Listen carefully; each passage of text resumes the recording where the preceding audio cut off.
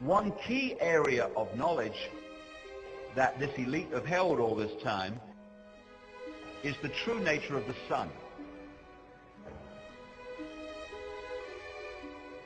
All through this period we're talking about, there have been two levels of knowledge in everything. If you read the religious texts, like the Bible and other religious texts, as an initiate of numerology, of the Illuminati codes, etc., you read the text in a certain way and you see what it's really symbolically saying. If you're not initiated into that knowledge, and most people aren't obviously, you read the same text and you are encouraged to take the symbolic literally. So, the same piece of text can be a means of passing on knowledge through initiates and creating prison religions and prison histories for the masses. And in the ancient world, the sun was the same, it still is today. The mass of the people focused on the sun because of its obvious effect on their daily lives, their crops, their lives, heat, warmth, light. But at that level of initiation, which had been passing on this ancient knowledge, they knew the sun was far more than that. They knew that the sun was and is still an incredible generator of energy that is affecting life on Earth second by second. And a great example of what I'm talking about and how it affects us and how the ancients knew about this is a guy called Maurice Cottrell. Earlier on in his life, he did a lot of research into sunspot activity, solar flare activity, these projections of energy from the sun, and he found that they could be put into various cycles. Small cycles, medium cycles, great cycles over thousands of years.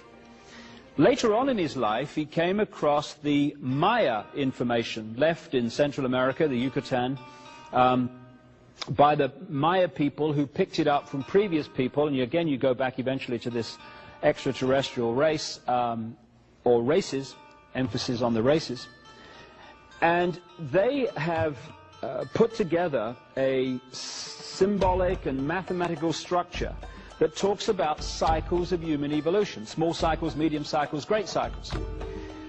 And Cottrell found, to his surprise, that these Maya cycles of human evolution corresponded, even over thousands of years, in remarkable synchronicity with his cycles of sunspot activity, projections of energy from the sun. He also looked at the various historical cycles and found that the rise and the fall of great civilizations like the Roman Empire corresponded to these cycles of sun energy. So, when the sun changes, we change. We are encouraged at some points to be open to more aggression or more this or more that. Now, if you know that, and you know that at certain times the mass consciousness is more likely to react in a certain way, then you know, as you're manipulating the world, when to have your wars, when to have your economic collapses. And this is why, as many researchers, not just myself, have established, that these events tend to happen in key years relating to sunspot and sun energy cycles. Therefore, in the ancient world, there was the knowledge of the sun in its true importance, in its true effect, and then there was the mass of the people who just looked at it in a totally different way.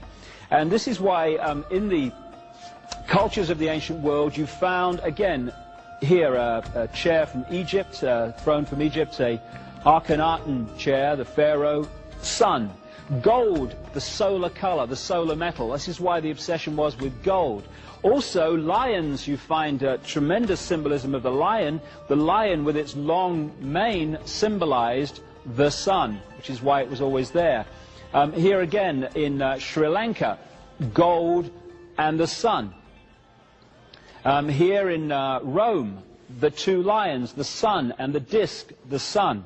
Again, understanding this. Now, here, much more recently, this is the sun chair of George Washington, first president of the United States. And the reason that you find the symbols of the ancient world used by this high advanced level of knowledge in the more modern world, right to the present day, among the secret societies and among the countries in terms of flags and symbols, etc., is because the same knowledge stream is used today and the same manipulation is used today as always was. Now, this is a symbol that explains so much about religion and many of the symbols you see in the modern world. Because of the focus on the sun in its various levels of importance and understanding, this symbol was devised in the ancient world to symbolize the passage of the sun through the year. They did the circle with the zodiac, zodiac coming from a Greek word meaning animal circle appropriately. They broke the circle into 4, the seasons, with the cross, and they put the sun on the cross. I've heard that somewhere before. So, this is what this is, the Celtic cross.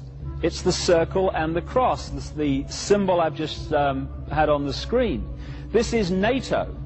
NATO is a wholly owned subsidiary of this brotherhood, this group of bloodlines, the reptile-human bloodlines, the hybrids that run the planet. Again, this is the CIA symbol. Again, there's the cross with the sun on the cross. And this sun symbolism is something that you can read this brotherhood by.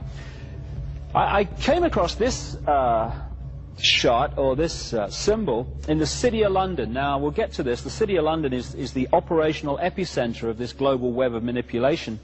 And this is across the road from St. Paul's Cathedral. And again, you see the same symbolism, and on the center you've got the black sun. Now, the black sun symbolizes 2 things. It symbolizes the negative use of solar energy, and it also symbolizes something that's becoming more and more obvious and people are becoming more aware of. And that's that it's not just the planets that go around the sun in the solar system. This solar system is also traveling around a central point. And that central point is known symbolically as the black sun, kind of a galactic center. And it takes 26,000 years for the solar system to go around that sun. And we are now in the process of completing one of those 26,000 year cycles, which is why the world is changing and is going to change dramatically in the next 15 years to 2012. So again, this symbol keeps coming up in the modern world as well as the ancient one. Now, even in the design of cities, which this brotherhood has in the modern world controlled, you see exactly the same symbol. What you're looking at here is the Arc de Triomphe in Paris. Paris, like Washington and London, is a mass of esoteric symbolism and sacred geometry built by design into the street plan. And so what you have is the Arc de Triomphe with the circle around it. There's the center of the sun on the cross, if you like. And going off from there are 12 roads breaking up into the 12 segments, just like that symbol I showed you a few minutes ago. And this, again, is sun symbolism from the ancient world carried by this group. And even in the road, on the road plan around the Arc de Triomphe, you see the sun there making the point. But if you don't realize where all this is coming from, it just seems like kind of nice design. Again, up there, Order of the Knights Templar in the York Rite of Freemasonry. That symbol there with the cross and the crown is the way the symbol of the circle and the cross has been got into Christian churches without people realizing what it means. It's the same symbol, the cross and the circle. This is an ancient stone depiction of the Phoenician and many other cultures within the Middle Near East, but certainly the Phoenician sun god called Bel, or Bil, who became the Canaanite Baal. And there you see the halo around the top of his head symbolizing the sun. Demonstrably, the white race took the world over. They came out of the Caucasus Mountains and this area of the world in 2 basic ways. Go one way first, by land. They came out of the Caucasus Mountains, and incidentally, what do Americans call white people? Caucasian. Why do they call them after some mountains in the Near East? Because that's where the white race came from. They came across land into Europe, and they changed their names. They were the Scythians, they were the Sumerians, they were many different names, and if you follow the movement of people, you find that they became the white race of Europe. they became the Anglo-Saxon race, because the Angles and the Saxons were simply different names for the same race. They became the Scandinavian peoples, they became the British, they became the French, they became the European white race. And within this white race were these Anunnaki bloodlines, these reptilian bloodlines. And these were the ones, when you do the research and the genealogy, that ended up again and again and again in the positions of power. Now this is Ben. Everyone knows that the founding fathers believed in freedom in America. Well, some of them might have done, but some of them didn't. Because what happened in 1776 and afterwards, when America to this day believed it was becoming an independent nation and free, what happened was that overt control of the Americas through the colonies was replaced by covert control. America has never been free of Britain's influence and control to this very day, and it's about time it was. And people like Benjamin Franklin, and I document this in detail in The Biggest Secret, were agents of British intelligence and the British Crown. This guy was parked in Paris as an ambassador in Paris, and he spent tremendous amounts of time in London.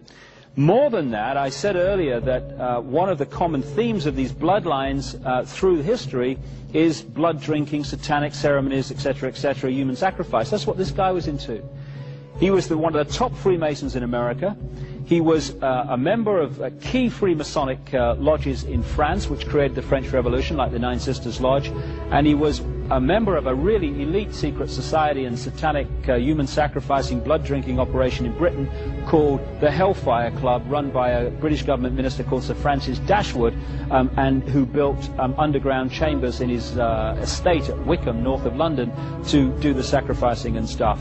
That may sound amazing, but just a little while ago in the British newspapers, this story broke.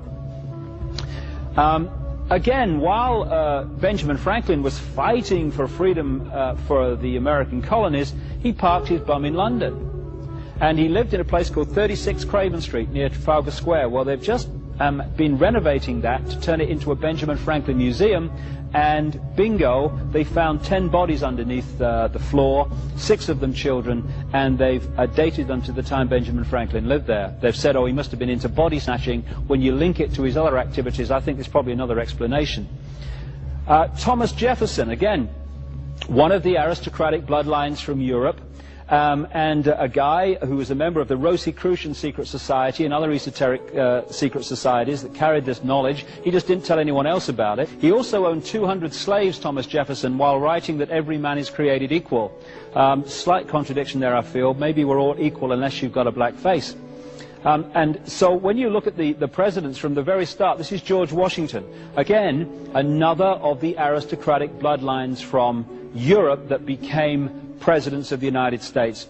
When I'm talking about these same bloodlines taking over Europe and then through the British Empire taking over America and other countries, I'm not kidding.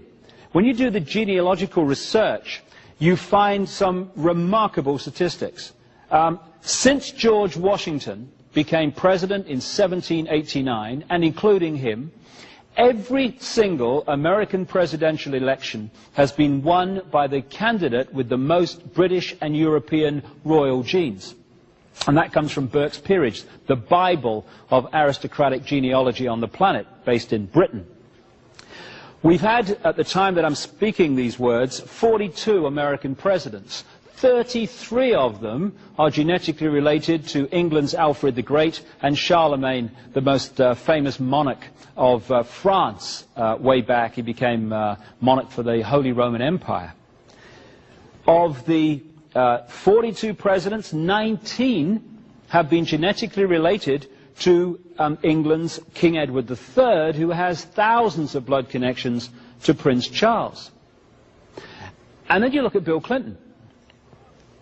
Bill Clinton's a kid from Arkansas, we all know that. Not connected to any bloodlines, just a kid off the street, made good, because anyone can become president in America. I know, I read it somewhere. Clinton is genetically related to the House of Windsor, to every Scottish monarch, to King Henry III of England, and to King Robert I of France. And this is why, because of his